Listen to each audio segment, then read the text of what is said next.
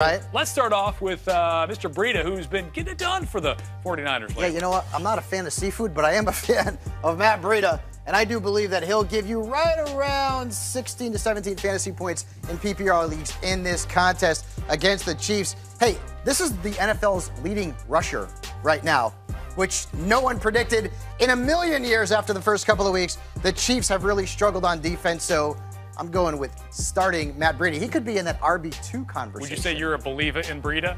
I would absolutely say that. It's a but stretch. I'm going to let you say it so I don't stumble over the words. All right, thanks. Hey, let's take a look at Michael Crabtree for the Ravens.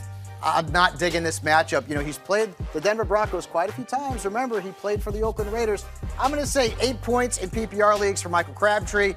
I just don't like the matchup, guys. If you look at the numbers as well, right now, he's third in PPR points among Ravens wide receivers. Crabtree's matchup just doesn't jive for me. I'm keeping him on the bench. Hey, we heard Marcus Grant make a big prediction for James White this weekend earlier. You on board? You know what? Marcus Grant's a smart individual.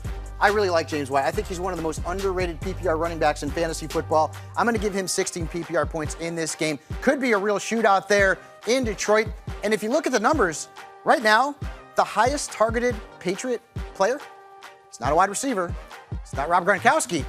It's James White. How happy is Nelson Aguilar going to be to have his quarterback, Carson Wentz, back on the field?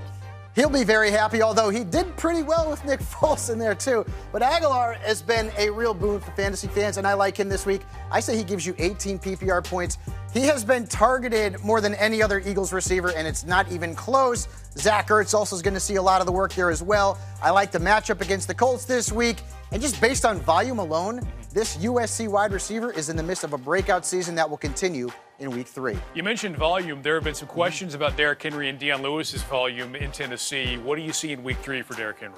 This one's a coin flip. At this point, Deion Lewis is the better PPR option. I'm going to go 8 fantasy points for Derrick Henry. He's not involved in the passing game. And this matchup against the Jaguars, look, let's just say it's not good.